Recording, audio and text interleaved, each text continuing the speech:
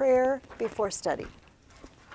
Christ, my Lord, the giver of light and wisdom, who opened the eyes of the blind man and transformed the fishermen into wise heralds and teachers of the gospel through the coming of the Holy Spirit, shine also in my mind the light of the grace of the Holy Spirit. Grant me discernment, understanding, and wisdom in learning. Enable me to complete my assignments and to abound in every good work, for to you I give honor and glory. Amen. Most blessed Lord, send the grace of your Holy Spirit on me to strengthen me, that I may learn well the subject I am about to study, and by it become a better person, for your glory, the comfort of my family, and the benefit of your church and our nation. Amen. All right. Now, I see Emma has a paper. Did you get it done? Yeah, this is my previous paper. Oh, this is your previous paper. Okay. Because go ahead. Is it due next week? It is due next week. And I wanted to just apologize because one of the Simpel boys that I don't remember which one called me. Oh, it was you. Called me yesterday. He's like, oh, crud. Mom says we're supposed to get our paper done. I'm like, no. And then I thought, did I not make that clear? And was it not, and did I accidentally tell somebody that it was due today? So it's not. I wanted you to have plenty of time because it's a very big book. And if I'm asking you to look back through, even just through the index or the summary in the beginning and think about what some themes are and retell some of the stories, then it just requires some time. And I knew that maybe reading Agamemnon would be a little weird. It's kind of weird. We'll talk about that today. But I wanted to throw out, is there any questions? Does anybody not understand? Or is there something you want to talk about but you're not sure how? Or did everybody at least pick something to be a theme? And does everybody understand? You're just really picking one. You don't have to pick. The idea isn't 3 themes. That's 3 papers. Just it's one theme, and then 3, incidences where you can see that be playing out. Okay. Okay.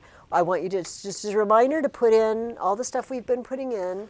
That would be what? It would be parallelism, anaphora, and erotema, which I threw in last week, which is simply a rhetorical question. A question that you don't really expect to be answered, or you're going to answer it immediately because obviously you're writing this, the person isn't there, you're not talking to them. If you use a question for your attention getter, this counts as your erotema. All right. Well, I will be home. If you're writing, if you have any problems, email me. I don't mind. I have another picture. He has a loincloth again. Isn't he lovely? We are full out in a different pose now, aren't we? We're a long way from the Egyptian guy, who's all, not Egyptian, but Egyptian themed. I took this picture. It is big. This was in a museum in Athens. Here's the cool thing about this guy. First of all, he might be Zeus. He might be Poseidon. We don't know. But he was obviously throwing something. The thing he is throwing is gone. So if it was, it could have been a trident or a thunderbolt, unclear. But here's the cool thing.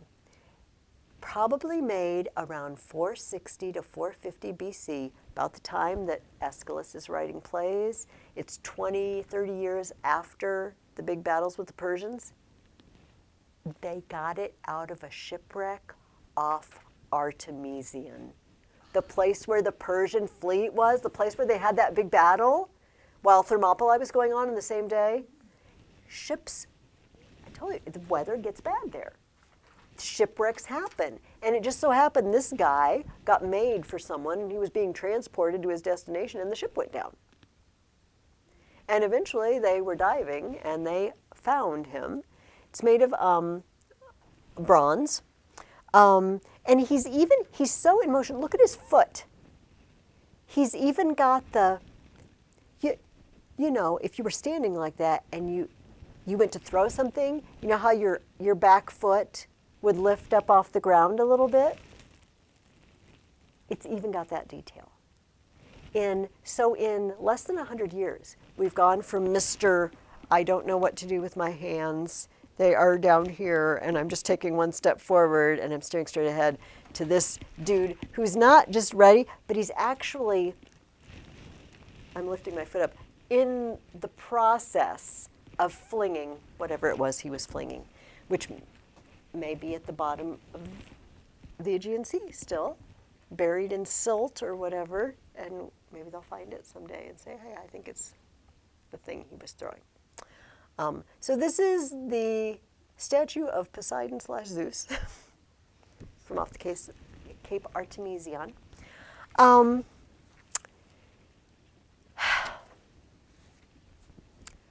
Whose fault is everything that happens in the play Agamemnon? I'm just going to lead with that question. Whose fault is everything?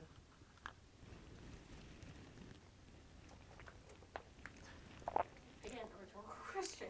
Yeah, except in this case, I really want an answer because I feel like there's lots of answers that could be given. But we're talking, you go ahead. I feel like it could be Agamemnon because Clytemnestra killed him because he sacrificed their daughter.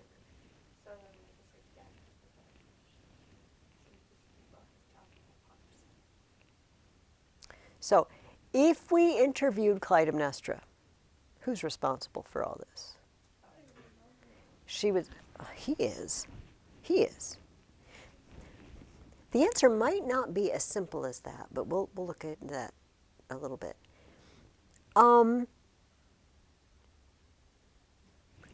What's the very obvious answer? Who's Clytemnestra? She just murdered him with her boyfriend.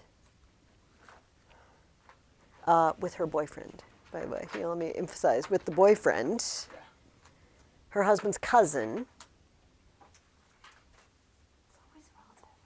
It's always relative. Gotta watch out for your relatives. No, don't. Just say that right before Christmas. Is there any other potential answer? Okay, the cousin, Aegisthus, who, depending on the version of the story that you're reading, we don't really hear a lot about their background together in this play, but he's obviously, well, he's got an axe to grind, and does anybody remember why? Yeah, the cannibalistic thing. Somebody killed his kids and then served them to him, or like his dad or something? Yes. Grandpa? I don't remember. Yes, it was. So I think if your book looks like mine, even if it doesn't have the same cover, go back, just turn in the back. In mine, it's on page 279, but I have a family tree. At the very, it's right before the index, or it's right before the notes. And so you don't have to know this, but everybody who saw this play would know this. So this isn't, it's sort of like if we go, you know, when you went to see the first three, not the first three Star Wars in time, the one with little Anakin. Okay? We all know what he's going to grow up to be. Everybody who went, maybe you guys did, but I mean, in my life, those movies came out way, way, way after I'd seen the other ones, you know, I mean, decades, right?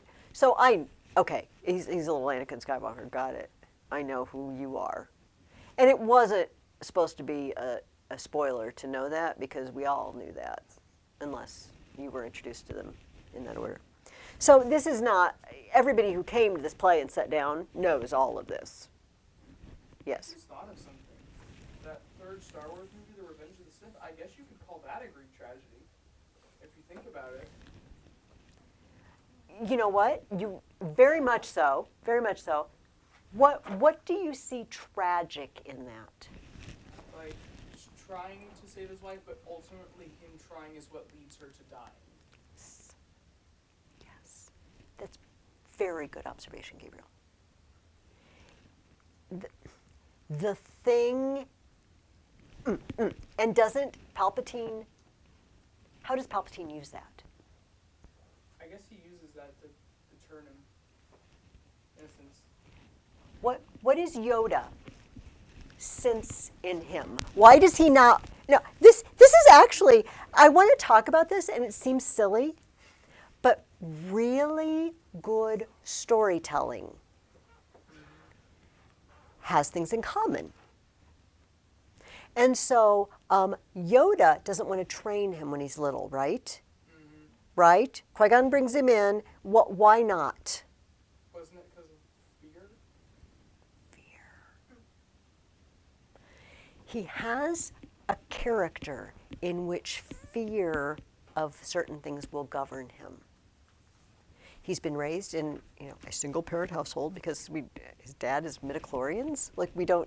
Unclear, right?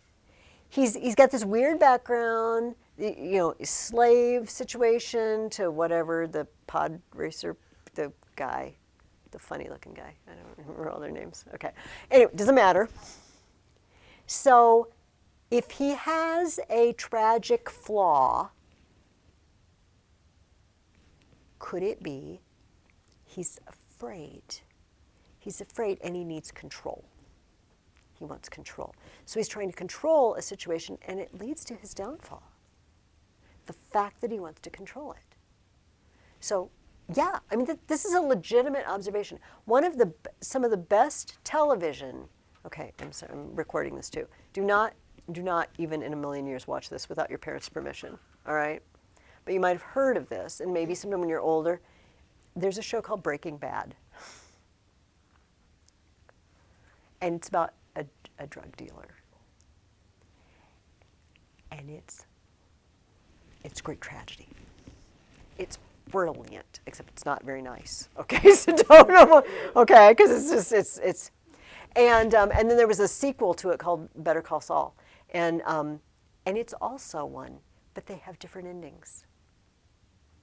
One of them's a tragedy and one of them's a comedy, and not ha-ha funny, but I mean because it turns out okay at the end.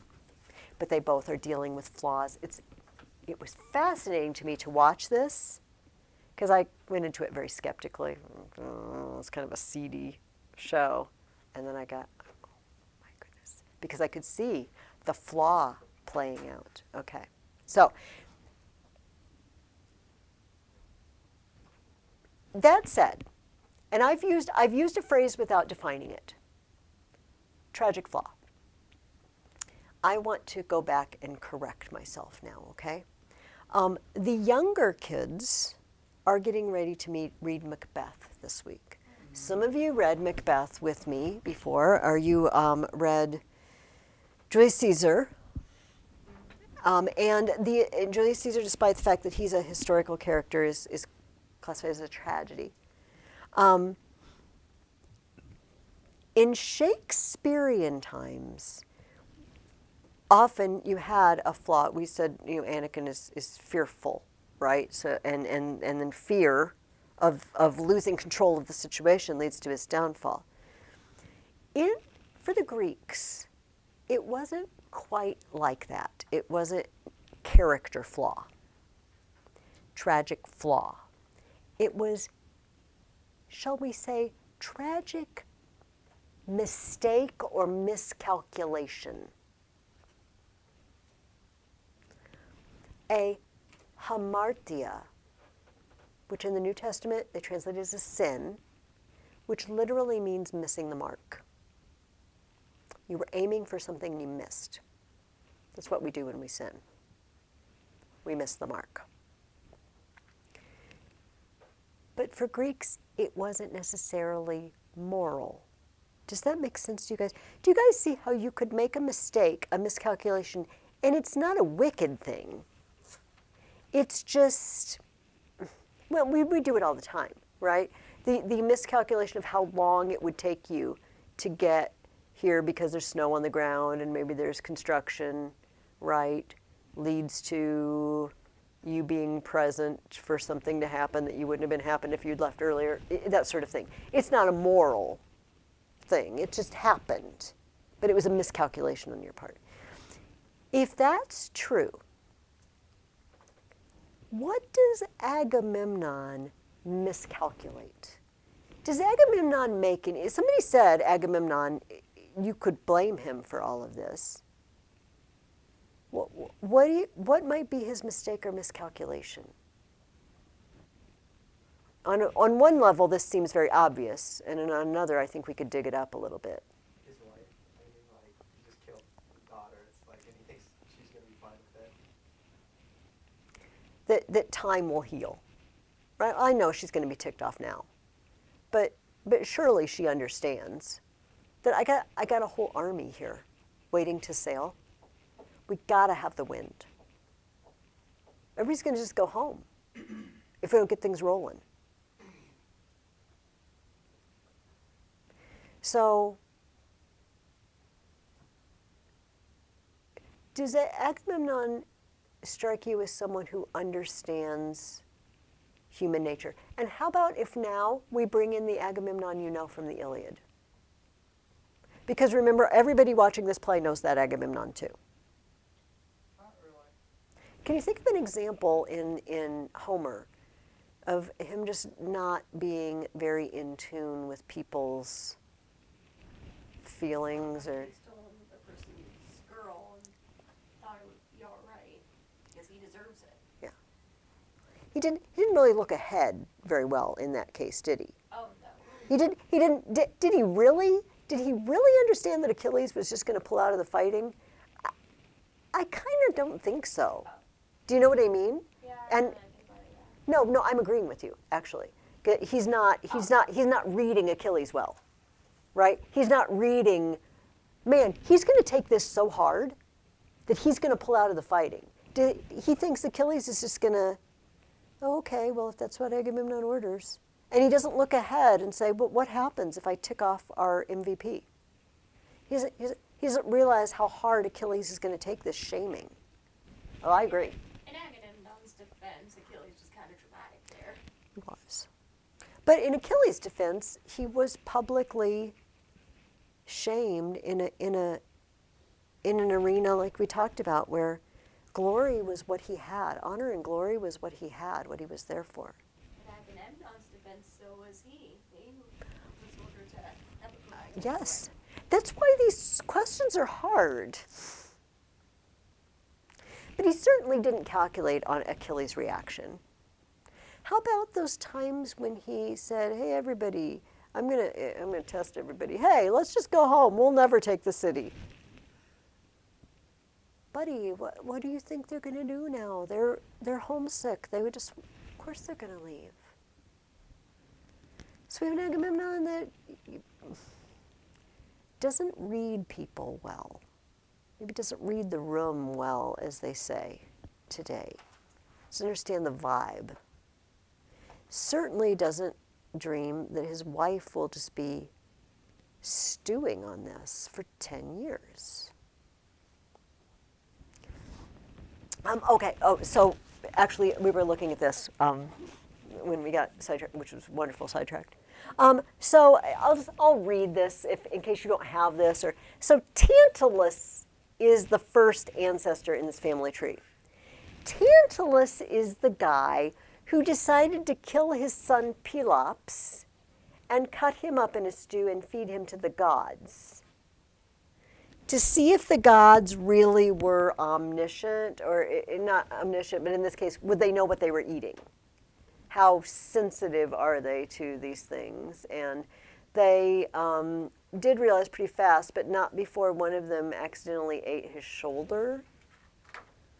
So the gods put Pelops back together, but they had to give him a fake shoulder, a metallic, like a bionic shoulder or something, I don't know.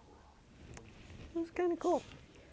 Tantalus actually had done something previous to this, but He was the one, I can't remember if this is his offense or if he had another one. Oh, no, Tantalus tattled on the gods. Tantalus used to get invited to their feasts, and then he would report everything the gods talked about, even though it was hush-hush, top secret.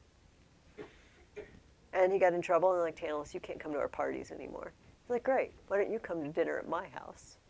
And then he feeds them. So Tantalus ends up in the underworld.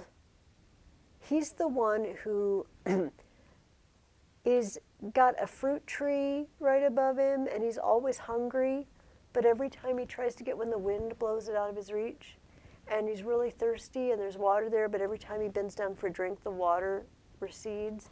He's being eternally tantalized.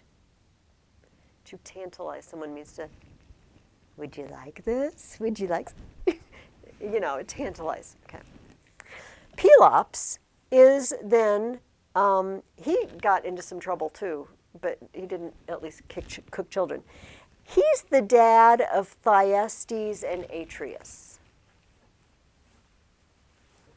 So the guy who was cooked as a child and put back together again by the gods has two sons.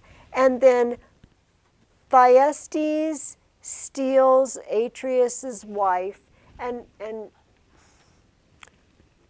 in all justice, also tries to take the throne from him.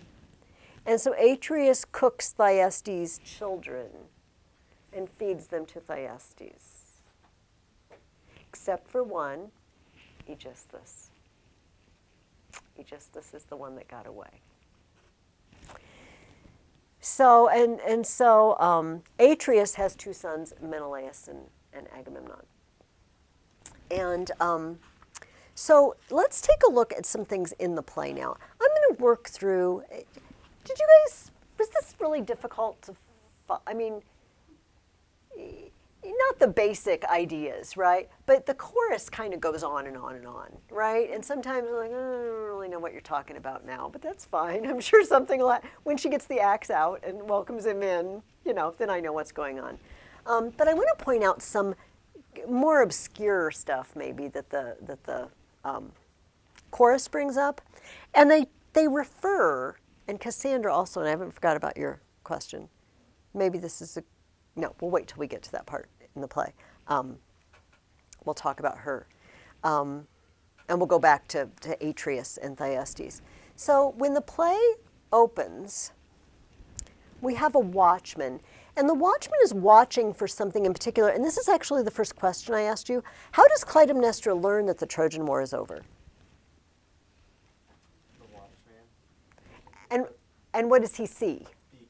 Beacons. They've got a system of beacons being lit from mountaintop to mountaintop, all the way around the upper Aegean. So here's Troy, and mountaintop to mountaintop around until they can see it. She set this up so that the day it happens, she can know. Apparently, the chorus, who's the old men of the city, don't know about this. Oh, how could she know? And she explains to them in great detail where she put each beacon. So I know. So this watchman is basically there watching for the beacon to get lit. And that's pretty much his life. I'm assuming that they take turns. He doesn't have to just stay awake all the time. And he says at the very beginning, I know the stars by heart, the armies of the night. I just sit here and I watch. And finally, he sees the light. Here's what he says, and if you've got your book, I'll read the line numbers, but you can just listen to me read too. This is line 37 maybe. Just bring him home, my king. I'll take your loving hand in mine, and then the rest is silence. How does he feel about Agamemnon? Does it sound like he's looking forward to having him back, or he's dreading having him back? Yeah, just bring him home. I'll take your loving hand in mine. He says, "Aye, but the house and these old stones, give them a voice and what a tale they'd tell. And so would I, gladly. I speak to those who know. To those who don't, my mind's a blank. I never say a word." What do you think he knows? What do you think the old stones of that house would tell if they could?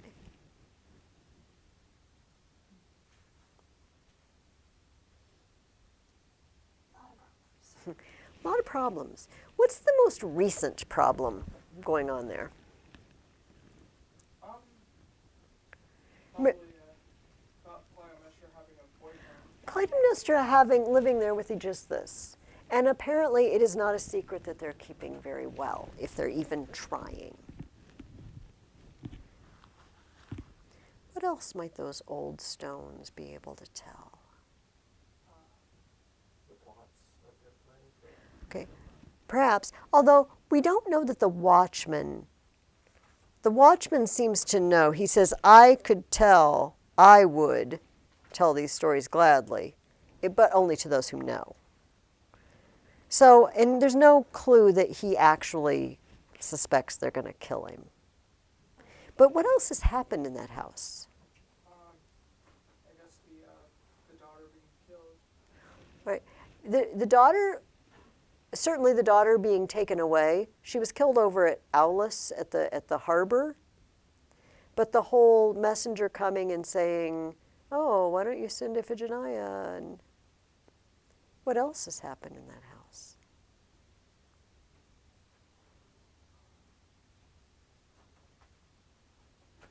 Back before Agamemnon was king, when his dad Atreus was king. Ah, yes, the cannibalism incident. A very unpleasant dinner. And maybe more than one, because Yes. Tantalus and there, yeah. All right, so the chorus comes out in line 45, and we are told they're the old men who have not learned the news of the victory. They don't know about the beacons, and they say, 10 years gone, 10 to the day, our great avenger went for Priam, Menelaus and Lord Agamemnon, 2 kings with the power of Zeus, the twin throne, twin scepter, Atreus' sturdy yoke of sons launched Greece in 1,000 ships, armadas cutting loose from the land, armies massed for the cause, the rescue. And right at this moment, they hear Clytemnestra cry out in triumph because she's seen the beacon, she's gotten the news. The heart within them screamed for all-out war. This is still the old men speaking. Like vultures robbed of their young, the agony sends them frenzied, soaring high from the nest. Round and round they wheel, they row their wings, stroke upon turning, thrashing stroke. But all the labor, the bed of pain, the young are lost forever. He said, it's kind of like when vultures have their babies stolen by some other bird of prey, and they're wheeling around and they're squealing and squealing. That's what Agamemnon and Menelaus were like. And yes, a big simile. Yes. And they're bringing Helen back. But the vulture can't bring the babies back after the bird of prey has eaten them. The young are lost forever. What's been lost forever in this 10 years that Agamemnon and Menelaus have been gone? The young men, I guess, that went off to the war. He took the best of the best from their city. They all did. It's kind of like Odysseus, When he came back, he said, where are the young men we sent with Odysseus? They're gone. Agamemnon's got coming home with everybody. The young are lost forever. Yet someone hears on high, Apollo, Pan, or Zeus, the piercing wail these guests of heaven raise, and drives at the outlaws, late but true to revenge, a stabbing fury. And fury in mine is capitalized. A fury. So, in other words, when you do naughty things, you steal someone's wife or other naughty things, it brings out a fury. What do we know? What do you guys know about the Furies? What is a Greek fury? Do you guys know what a fury does? What the Furies do? You know, sometimes it's a hard question because it's unclear if the Greeks even had one set idea. Sometimes they're like the fates. Yeah. Sometimes they're identified with the fates. Sometimes they're very much like harpies or something like that. But Furies generally have one big job, and it is revenge. So it says, true to revenge, a stabbing fury. Furies take revenge.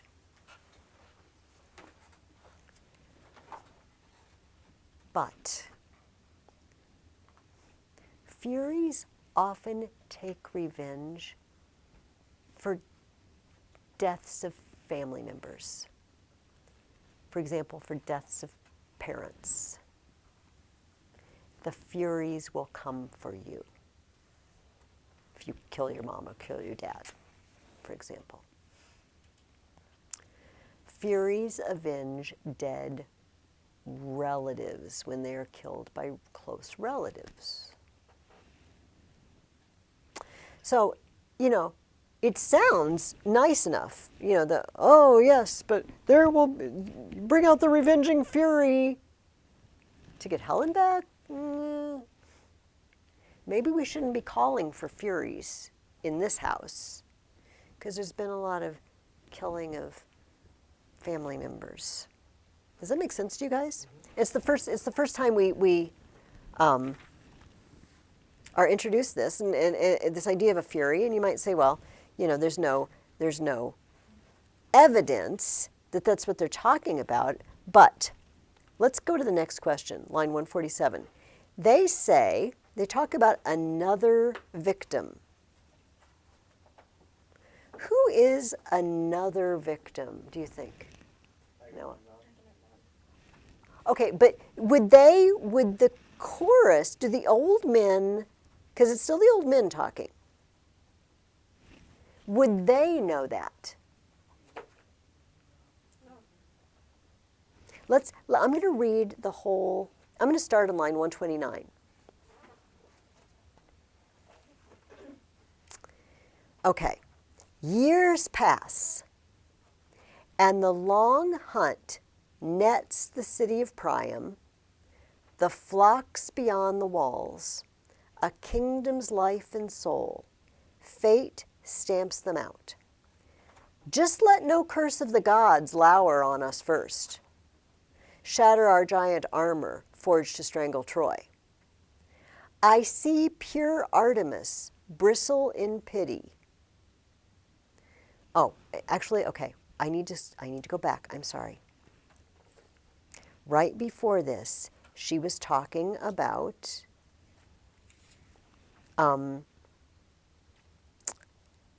okay, let's go back to line 118. I'm so sorry.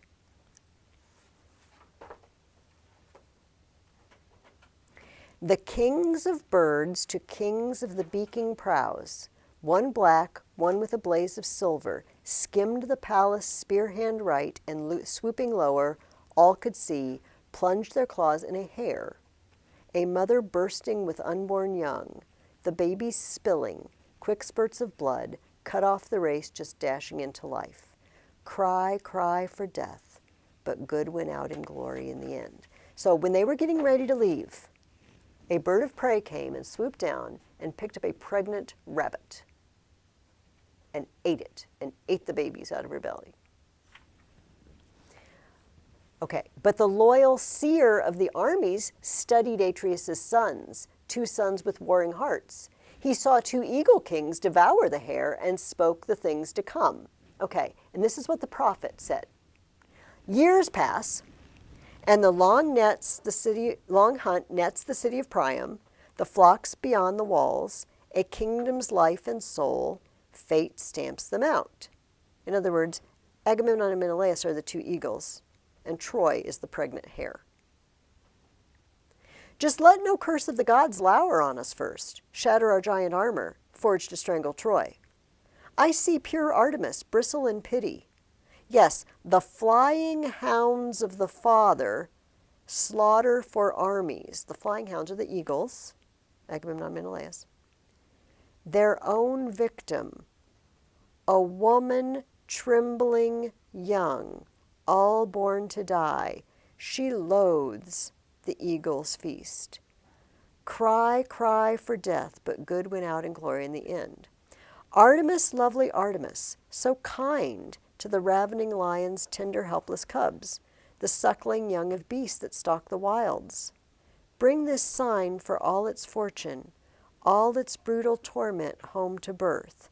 Artemis likes baby creatures. Artemis is the woodland goddess. I mean, she does hunt, but I beg you, healing Apollo, soothe her before her crosswinds hold us down and moor the ships too long, pressing us on to another victim. The first victim was the hare. Nothing sacred, no feast to be eaten, the architect of vengeance growing strong in the house. If the rabbit was the first victim, and this, remember, the day you guys left to head out for Troy, this is what the seer said. Who might another victim be? Who got killed? The daughter, Iphigenia. I think it's Iphigenia.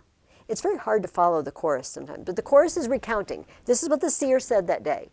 We saw the rabbit. It's like, oh, Artemis likes the rabbits. I hope that winds don't tie us down and moor the ships too long. I hope she doesn't press us on to another victim. They're remembering. They haven't forgotten what happened when Agamemnon left. Clytemnestra certainly has it. And then, so they keep talking. The architect of vengeance growing strong in the house, with no fear of the husband. Here she waits, the terror raging back and back in the future, the stealth, the law of the hearth, the mother, memory womb of fury, child avenging fury. So now suddenly we're not sure. Do they know? Do they not know what she's planning to do? Does she not hide it very well that she's really, really ticked off still after all these years? We just don't know.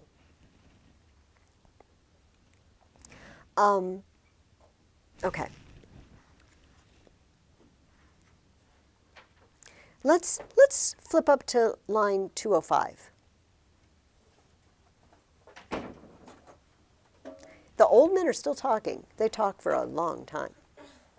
Clytemnestra has come out. She's silently on the stage doing her offering Thanksgiving offerings on the altar for her husband's return and everything while they're talking. They say on line 205, I still can hear the older warlord saying, obey, obey, or a heavy doom will crush me. Oh, but doom will crush me once I rend my child, the glory of my house. A father's hands are stained. Blood of a young girl streaks the altar. Pain both ways, and what is worse? Desert the fleets? Fail the alliance? No. But stop the winds with a virgin's blood? Feed their lust, their fury? Feed their fury? Law is law. Let all go well. What seems to be Agamemnon's dilemma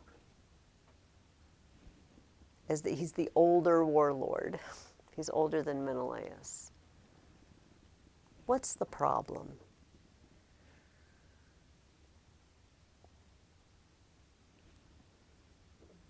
obey, obey, or a heavy doom will crush me. Who does he think he needs to obey?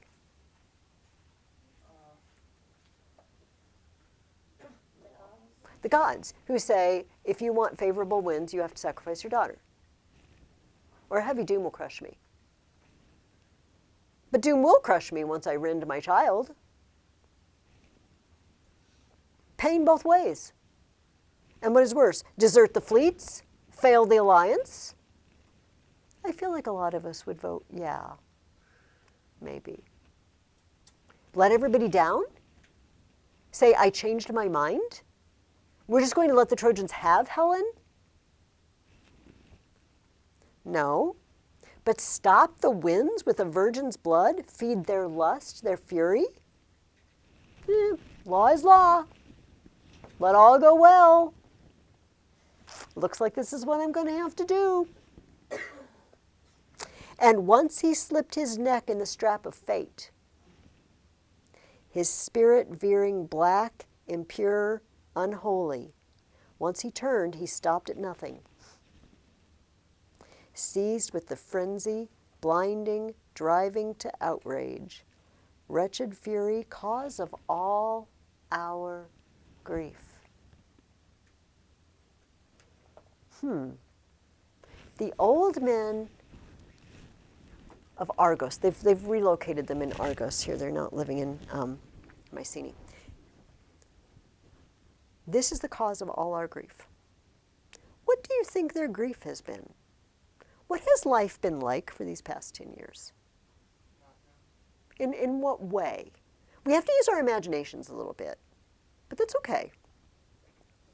Are they being ruled well? Probably not. I mean, their king is gone. His wife has a new boyfriend. They're applying something, whatever that might be. Everything's going to the dogs. That's very well good. Everything's going to the dogs. That'd be kind of sad. Like all their gone. Their sons, that generation after them is gone. They know many of them will never be coming back.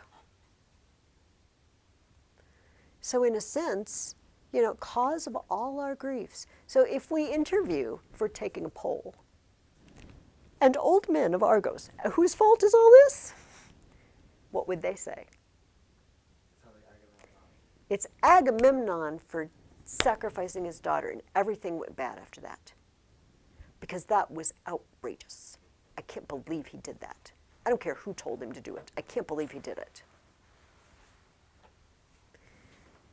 There's some doubt in the city whether he did the right thing, apparently.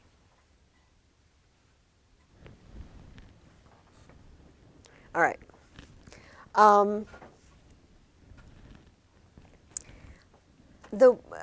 line 179, I'm going to start, that's the middle of a paragraph. There's something that gets said over and over in this play. And the fact that it gets said over and over, I feel like it must be important, and it means something to Aeschylus, our poet, our playwright. Zeus has led us on to know the helmsman lays it down as law that we must suffer. Suffer into truth. We cannot sleep, and drop by drop at the heart, the pain of pain remembered comes again. And we resist, but ripeness comes as well. From the gods enthroned on the awesome rowing bench, like heaven is a rowing bench, and they're rowing the universe along, there comes a violent love. We get things from the gods we don't always like. And then on the very next page, line 248, the old men are still talking. What comes next? I cannot see it, cannot say. The strong techniques of Calchas do their work. He's the seer who told them what to do. Sacrifice your daughter. But justice turns the balance scales, sees that we suffer, and we learn. And we will know the future when it comes. Greet it too early, weep too soon. It all comes clear in the light of day. We suffer and we learn. Pelops suffered. Did the house learn anything? No. Apparently not. Still killing family members. Yes. And then Atreus cooked his nephews. And did the house learn anything? No, because here comes Agamemnon. And okay, yeah, you bet. At least, okay, they didn't eat her. And he was ordered by gods to do this, supposedly. But we suffer and we learn, and it is just not clear to me what we've learned so far. I feel like maybe the old men have learned we're going to suffer some more. But they bring this up more than once. Okay. I'm going to skip over the part where they don't really believe her. Actually, let's not just totally skip it over. Does everybody know what I mean? Do you remember the part that I mean? They say, oh, well, she says they've conquered Troy. How could she know? And you know, women are like that.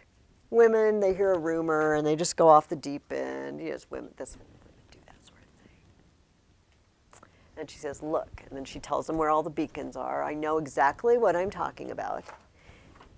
What's their opinion of Clytemnestra? She's not the first person to trust. Not trustworthy.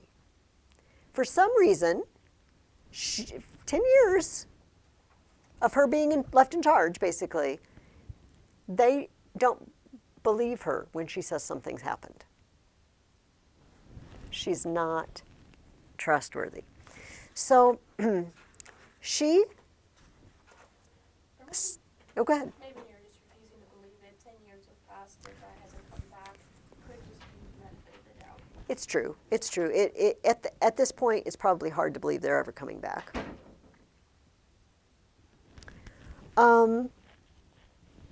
So Clytemnestra says, oh, if only they are revering the city's gods, the shrines of the gods who love the conquered land, no plunderer will be plundered in return. Just let no lust, no mad desire seize the armies to ravish what they must not touch, overwhelmed by all they've won. All right. This might not be obvious to you. Well, first of all, what's she hope that the Greek armies aren't doing? Not getting too greedy. Not getting too greedy with Troy. They've taken Troy, but I hope they're not doing anything sacrilegious. I hope they're not, I don't know, attacking women in sacred altar spaces and temples, which they are, which one of the little Ajax is not going to make it home because he did just that. Cassandra, and I haven't forgotten about her, we'll get to her. They dragged her out of a temple in front of the altar by her hair. They are defiling places. So she goes on. The run for home and safety waits. The swerve at the post, the final lap of the grueling two-lap race. And even if the men come back with no offense to the gods, the avenging dead may never rest, says Clytemnestra. Oh, let no new disaster strike. And here you have it, what a woman has to say. Oh, I hope they're not. I hope they all get home okay. But you know, you never know, because the dead can rise up for vengeance. And I don't think she means the dead in Troy. All right. Agamemnon, how long do we have?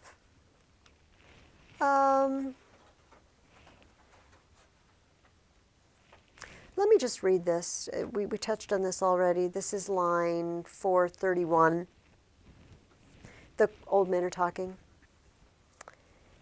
They knew the men they sent, but now in place of men, ashes and urns come back to every hearth. War, war, the great gold broker of corpses, holds the balance of the battle on his spear. Home from the pyres he sends them, home from Troy to the loved ones. Heavy with tears, the urns brimmed full. The heroes return in gold dust, dear light ash for men. And they weep. They praise them. He had skill in swordplay. He went down so tall in the onslaught. All for another's woman. So they mutter in secret, and the rancor steals towards our staunch defenders, Atreus' sons. Do you remember Achilles said something very similar, didn't he, when the embassy came, and he said, you know, it wasn't my wife anybody stole. The Trojans didn't do anything to me. But I'm here putting my life on the line. All right. Agamemnon comes in, and he is not alone. Amelia asked, when she first came in, what's the deal with Cassandra? Why is Cassandra with Agamemnon? Before I answer, would anyone else like to take a stab? What is the deal? A, who is Cassandra and why is she with him? Well, I guess like Agamemnon decided to get a girlfriend also. So, Okay, Agamemnon has brought home a girl. Who is this girl? she's like, I don't know, she could tell the future. She tell the future. Priestess of Apollo. She's a priestess of Apollo. She's getting attacked by Apollo. She's getting attacked by Apollo. She also happens to be Priam's daughter. Oh boy. Oh no. Here's the story, and she is a war prize. Oh no. She's Agamemnon's Briseis. He gets Cassandra. Didn't she also prophesize about Troy's downfall? Yes. Here's the story of Cassandra, and they do ask her. She says, okay, let's just, instead of me paraphrasing, chorus, okay. Hold on. It's very hard to find. Okay. Cassandra's there. Okay. So this is, it's on the line, page as line 1075. She's crying out to Apollo. She says on line 1078, God of the long road, Apollo, Apollo, my destroyer. You destroy me once, destroy me twice. And the leader of the chorus doesn't understand what the problem is. They say, why are you calling out to Apollo? Apollo is not the god to call with sounds of mourning. Apollo is not the proper one because, you know, you've been captured, you're a slave now in the enemy's home. Just a second, I'm looking for...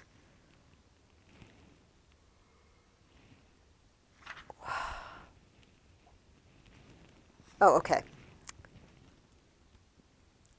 He came like a wrestler, magnificent, took me down and breathed his fire through me. She's talking about Apollo, and the leader says, you bore him a child? She says, I yielded, then at the climax I recoiled. I deceived Apollo. She agreed to consort with Apollo and be Apollo's girlfriend. At the last minute, she's reneged. I changed my mind. But the god's skills, they seized you even then? What are Apollo's skills that might have seized Cassandra? What is something Apollo does? What? He shoots arrows of illness, but he didn't give that gift to Cassandra. She can't shoot arrows of illness. Yeah, that is one of his skills. What else does Apollo associated with? Yeah, prophecies. The temple at Delphi is the temple of Apollo. So they asked, but the god's skills, they seized you even then? She says, even then I told my people all the grief to come. He says, and Apollo's anger never touched you? Is it possible? She says, once I betrayed him, I could never be believed. Oh yeah, I know that story. Cassandra is the one. Her punishment is, oh, you'll be a prophetess. You will always tell the truth, but no one will ever believe you. So she tells everybody, we got to give Helen back. We're going to lose this war. You're all going to die. Oh, that's not going to happen. That's Cassandra. So, one of you just mentioned, Agamemnon, when he shows up with a lady friend. Not really a friend. She's a captive. But he's brought a war prize, a female war prize home. And we are led to think that she's going to be more than just, you know, a housekeeper and cook. So, Agamemnon shows up. And he says, and this is the next question I asked you, okay? I'm going to start at line 824. My comrades, they're shadows, I tell you, ghosts of men who swore they'd die for me. Only Odysseus. I dragged that man to the wars, but once in harness, he was a trace horse. He gave his all for me. Dead or alive, no matter, I can praise him. And now this cause involving men and gods, we must summon the city for trial, found a national tribunal. Whatever's healthy, shore it up with law and help it flourish. Wherever something calls for drastic cures, we make our noblest effort, amputate or wield the healing iron, burn the cancer at the roots. I've been gone for 10 years. We're going to just take a good hard look at what's happening in the city. We're going to fix what needs to be fixed, and if there's anything just beyond fixing, we're going to have to amputate or cauterize. This is the same guy who said, let's just leave, we're never going to win this war. This is. He's coming back in might. And I asked you, what's ironic about him in front of Clytemnestra making a speech about whatever's unhealthy will amputate? Because the unhealthy stuff going on there, it's at the palace, if you think about it. It is. And again, if we're taking a poll, Clytemnestra. And what's the most unhealthy thing in town you would like to amputate or cauterize? That would be him. He's number one on the amputate and cauterize list. And he has no idea. He has no idea. All right. Did they have cancer back then? I think that is just a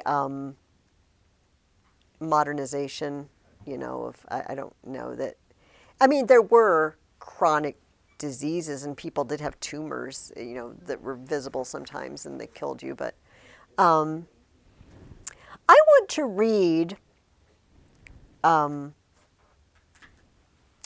something the chorus says way towards the beginning. O Zeus, my king and knight, dear knight, queen of the house who covers with glories, you slung your net on the towers of Troy. Neither young nor strong could leap the giant dredge net of slavery. You slung your net over Troy. And then when Agamemnon comes home, Clytemnestra says, oh, you know, everybody needs to remember, life at home when your husband's in war isn't much fun.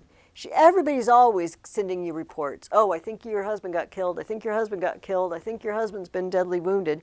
She says, they shout it out and the whole house can hear. And wounds. If he took one wound for each report to penetrate these walls, he's gashed like a dragnet. She used the term again, net. And so she greets him and says, you know, I keep getting these reports, but here you are. And so our child is gone. not standing by our side, the bond of our dearest pledges, mine and yours. By all rights, our child should be here. Orestes, you seem startled. You needn't be. Our loyal brother in arms will take good care of him. Our child is gone. That is my self-defense, and it is true. Which child? Which child? So Orestes, their son, has been sent away. He's been living for some length of time at a friend's house in Phocis. All right, it's not in the Peloponnese. He hasn't been home in a long time. You know, some people say, oh, she's got a boyfriend, she doesn't want the kids in the way, right? Some people, oh, you know, there's no father figure here, so he'll go grow up with some friends. At any rate, she gets, well, our child's gone. You know, our pledge, the pledge of our love, our child, Orestes. What's the matter, Agamemnon? Who'd you think I was talking about? And she says, again, our child is gone. That is my self-defense, and it is true. She's just explained why Orestes has been sent to friends. But interesting. Okay, so what does Clytemnestra spread out for Agamemnon's entrance? Yeah, Emma. Red tapestries. Red tapestries. And why, Gabriel, does Agamemnon not want her to do it? Because he said only like the gods deserve that. Yeah, it's just over the top to come in. Okay, so remember, red and purple kind of are in the same family as far as they're concerned, and the royal colors, right? But of course, red makes us think of something else. Clytemnestra says, quickly, let the red stream flow and bear him home to the home he never hoped to see. Justice, lead him in. Leave all the rest to me. Well, now I'm getting flashbacks to all the bodies. Yes. I'm not giving it up at all. The spirit within me never yields to sleep. We will set things right. With the gods' help, we will do whatever fate requires. Are we still talking about tapestries? I don't think we are. So yes, so he says, this is, what am I, some barbarian peacocking out of Asia? I'm not the king of Persia. I don't walk on tapestries. And so That hasn't happened yet. she says, hey, if Priam had won, don't you think he'd do it? Like, yeah. Well, then she says, Agamemnon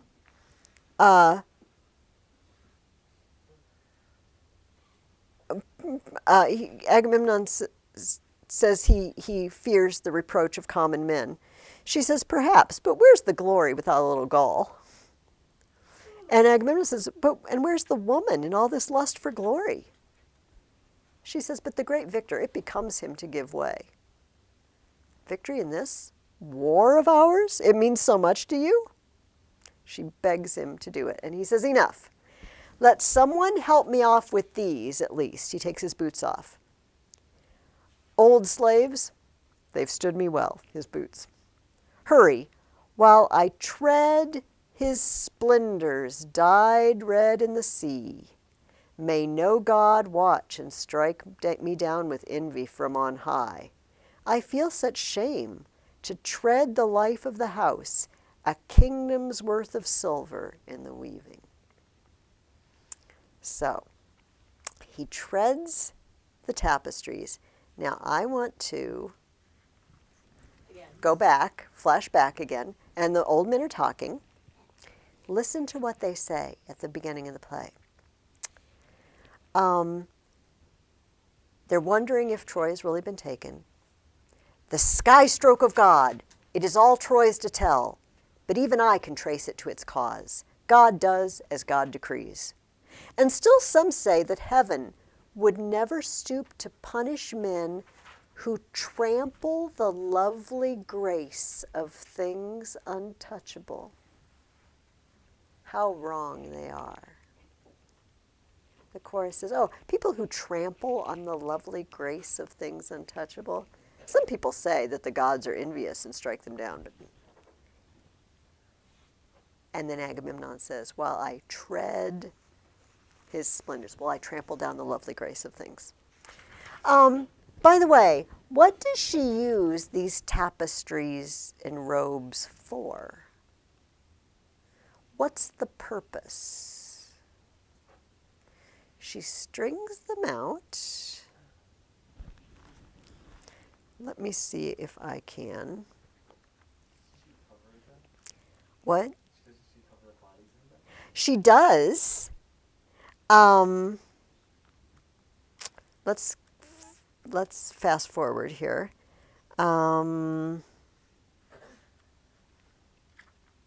Okay. Here is the moment. This is line almost around line 1400.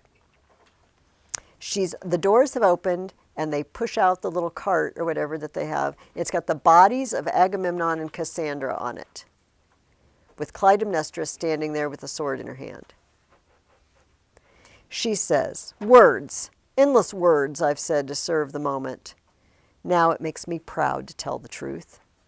How else to prepare a death for deadly men who seem to love you? How to rig the nets of pain so high no man can overleap them? I brooded on this trial, this ancient blood feud year by year. At last my hour came. Here I stand, and here I struck, and here my work is done. I did it all. I don't deny it, no. He had no way to flee or fight his destiny, our never-ending, all-embracing net. I cast it wide for the royal hall. I coil him round and round in the wealth, the robes of doom. And then I strike him once, twice, and at each stroke he cries in agony. He buckles the knees and crashes here. And when he's down, I added the third, last blow. To the Zeus who saves the dead beneath the ground, I sent that third blow home in homage like a prayer. So what did she brought him in to the bath. She said, come in and have a bath. And what did she do with the robes? Covered him with it. She wrapped him up. She twisted them around him so he couldn't fight and get free, and then just stabbed him to death. It was her net. She literally cast the net. Oh my. Okay, back to Cassandra. They bring Agamemnon, tramples on the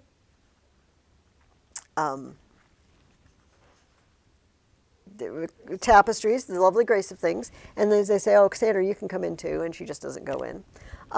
Why does she not want to go in? She knows what's about to happen.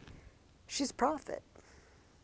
She says, first of all, I smell them. She says their flesh charred, the Father gorging on their parts. She doesn't mean just this. She said the slaughter of heroes, torturing kinsmen, severed heads, soil streaming blood. This is really not good. Babies skewered. And the chorus said, oh, she seems to know a few things about the king's family history here and stuff that's happened. And she says, you, God-forsaken, you do this? The Lord of your bed, you bathe him? His body glistens? Then comes so quickly. See, hand over hand shoots out, hauling ropes, then lunge. The leader of the chorus says, still lost. Her riddles, her dark words of God. I'm groping, helpless. I don't know what she's talking about now.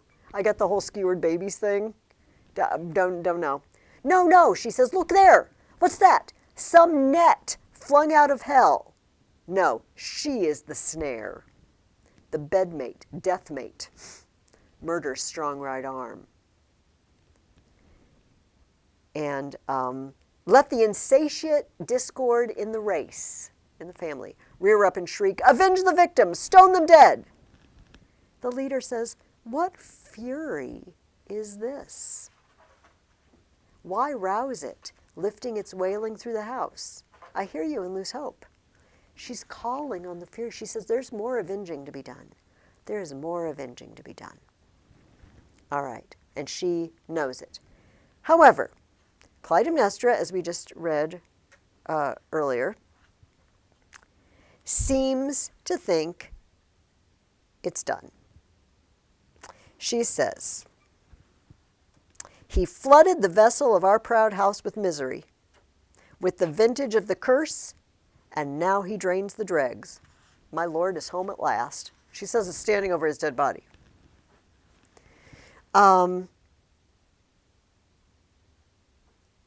The chorus says, "Woman, what poison cropped from the soil or strained from the heaving sea? What nursed you, drove you insane? You braved the curse of Greece? You've cut away and flung away, and now the people cast you off to exile, broken with our hate." She says, "And now you sentence me? You banish me from the city, curses breathing down my neck, but he, name one charge you brought against him then. He thought no more of it than killing a beast.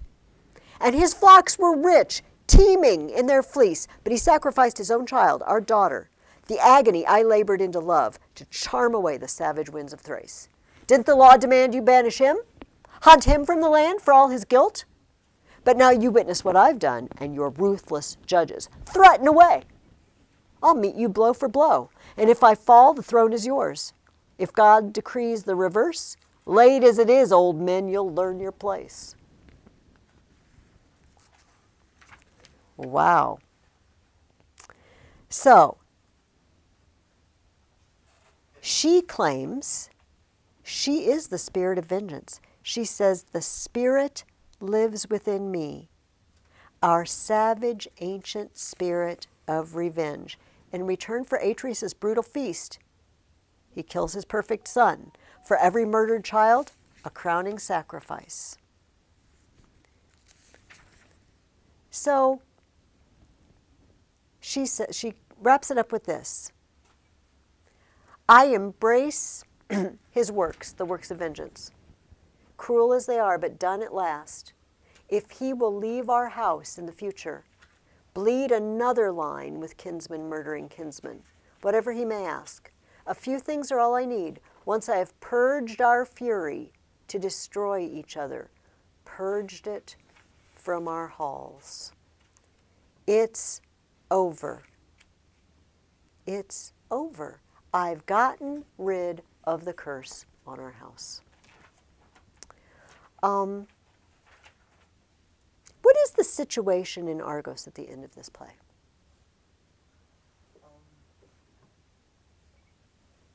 Not good. Yeah, go ahead, Emma. Yeah, not good. Agamemnon's dead. People are going to find out. Orestes is going to find out. Orestes is going to find out. As a matter of fact, as a rewind, when Cassandra was talking before she went in, she says, "We will die, but not without some honor from the gods. There will come another to avenge us, born to kill his mother, born his father's champion. A wanderer, a fugitive driven off his native land, he will come home to cope the stones of hate that menace all he loves." Cassandra has said, and Cassandra always tells the truth, but nobody ever believes her, this is not over. Clytemnestra, however, says, "I have purged the fury from our halls." And Aegisthus now comes out. We finally meet the boyfriend. "Oh, what a brilliant day it is for vengeance. Now I can say once more, there are gods in heaven avenging men, blazing down on all the crimes of earth. Now at last I see this man brought down in the Fury's tangling robes. It feasts my eyes. He pays for the plot his father's hand contrived." All right? Aegisthus, now, so we should never forget, he's got an axe to grind, literally and metaphorically too. That it was his brothers that were eaten. And so you see him down, and I, the weaver of justice, plotted out the kill. Atreus drove us into exile, my struggling father, and I, a babe in arms, his last son. But I became a man, and justice brought me home. I was abroad, but I reached out and seized my man. Link by link, I clamped the fatal scheme together. This is what the leader of the chorus has to say to him. You pathetic... The king had just returned from battle. You waited out the war and fouled his lair. In other words, had an affair with his wife. You planned my great commander's fall. You waited out the war. Why was Aegisthus not with all the fighting men? This is a good question, isn't it? Talk on, he answers. You'll scream for every word, my little Orpheus. We'll see if the world comes dancing to your song, your absurd barking. Snarl your breath away. I'll make you dance. I'll bring you all to heel. The leader says, you rule Argos? You who schemed his death but cringed to cut him down with your own hand? Remember. Oh, I'm the mastermind, says Aegisthus. I'm awesome. Who did it? The woman. Oh, but I planned it all. I'm the brains behind the whole plot. And Aegisthus says the treachery was a woman's work, clearly. I was a marked man, his enemy for ages. You know, he'd suspect me.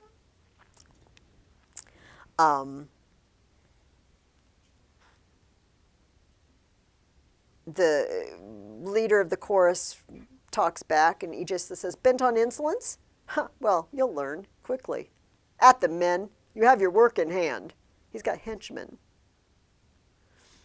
Clytemnestra steps in. No more, my dearest. No more grief. We have too much to reap right here, our mighty harvest of despair. Our lives are based on pain. No bloodshed now. We've suffered, but have they suffered and they learned? That's the question. Aegisthus says, but these mouths that bloom in filth, spitting insults in my teeth, you tempt your fates, you insubordinate dogs, to hurl abuse at me, your master. The answer back is, no Greek worth his salt would grovel at your feet. Aegisthus, I'll stalk you all your days. The leader, not if the spirit brings Orestes home. Aegisthus, I love this line. Exiles feed on hope. Well, I know, because he was one. Orestes, all he just lives on hope. He'll never come back. That's where we leave things at the end of this play. That we suffer and we learn, and we suffer into truth. But Clytemnestra thinks it's all done. This generational curse on their house, I've put an end to it. It stops here. But what does the leader of the chorus think? What does he think happens next? What do you think happens next? You want my opinion first, or? Sure, go ahead. Whatever. Well, it's like Orestes is coming back. Orestes is coming back. And who's going to be on the hit list for Orestes? Mom and Aegisthus. But then, Oh, yeah, you're right. but then, what next? Does that put an end to it? Because does Clytemnestra have family? Yeah. See, do you see the problem? It's a circle. It's a circle. The violence just goes around and around and around. And where it stops, nobody knows. But you hope it's not pointing at you. I very hurriedly last week told you a little bit about these Greek plays and how they were performed. And I just want to reiterate because I just kind of spit it out at the end there. So they were sets of 3 plays. And the 3, as far as we can tell, went together and communicated a single idea, like a trilogy, like a movie trilogy, all right, where it's telling one continuous story. And so you entered the contest with a trilogy, plus a sort of a farce, a satyr play. Apparently they were highly rated R, obscene, like teen comedy sort of situations.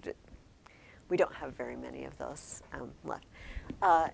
But it was the drama trilogy that was the centerpiece of your entry. But this is the only one we have left. We have, over Christmas and after Christmas, we're going to read 3 plays about Oedipus, the king. And they're all 3 by the same author, but they weren't written at the same time. They weren't presented as a trilogy. This is the only set we possess. These were performed the same year, the same time, boom, boom, boom, in order. So they are telling a comprehensive story. So you've only heard part 1 of the trilogy. Part 2 and part 3 are what I would like you to read for next week. And by the way, they're each shorter than Agamemnon, which is why I put Agamemnon itself, and also to kind of get used to the weirdness of the chorus talking. Also, they're just exceedingly easy to follow, I feel like. The second one is called The Libation Bearers. Do you know what a libation is? Like an offering, right? It's a liquid offering. A libation is when in the Iliad how they're always pouring out some wine on the ground or whatever. It's a libation, and he poured a little out of the cup. I don't know.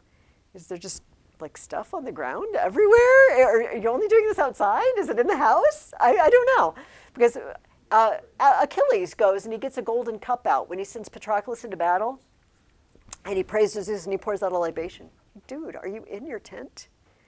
Is there no wine on the ground? I don't understand. So it is a drink offering, but it is an offering. So the libation bearers, we would assume, is going to be about people bringing an offering. And it is, and it's going to be very obvious who it is. You might want to know, because everybody reading these would know, everybody attending this trilogy would know, there's another child, Electra. Electra. Iphigenia was the sacrificed one.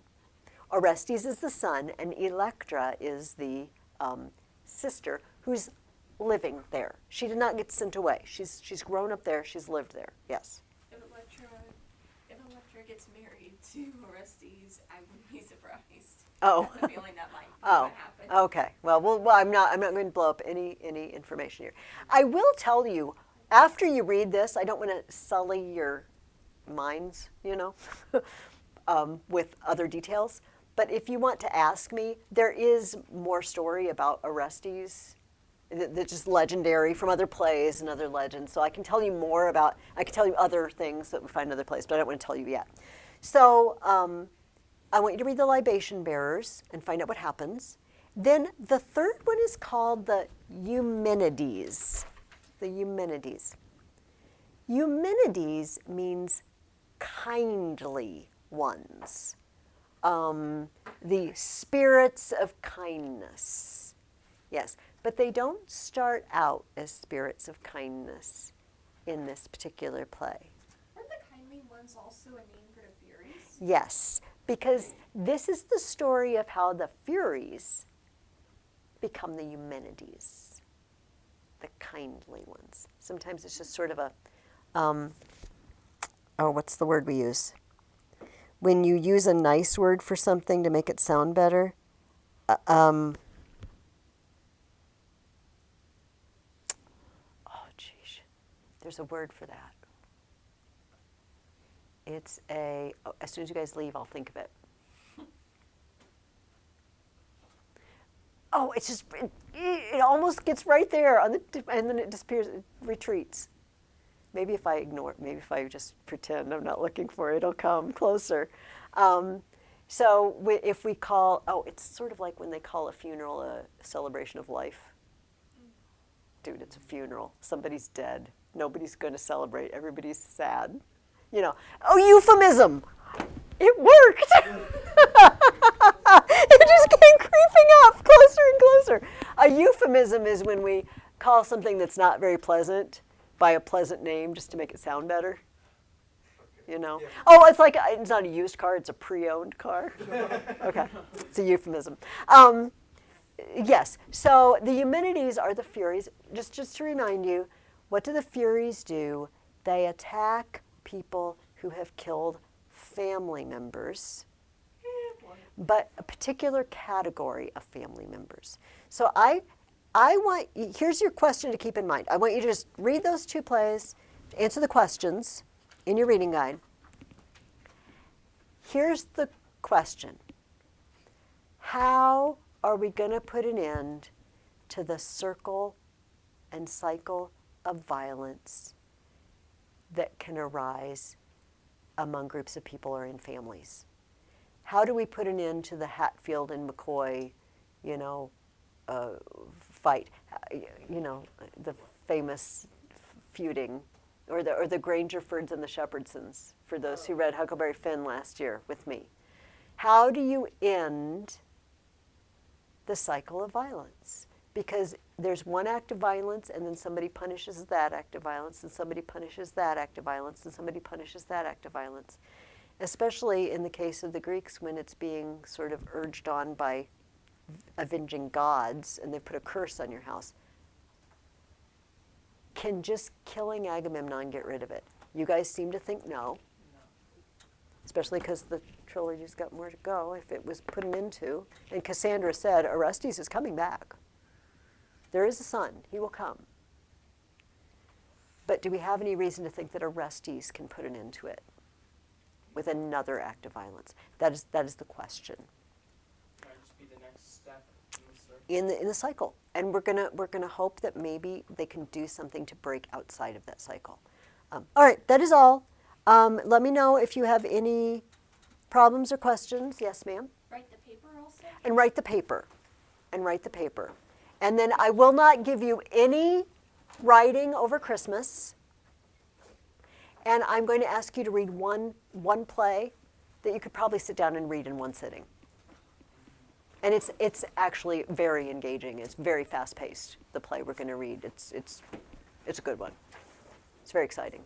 And easy to follow. And that will be all you do over three weeks, because we're taking two weeks off. So I'll see you, then I won't see you again for another 3 weeks, and that's all you'll have.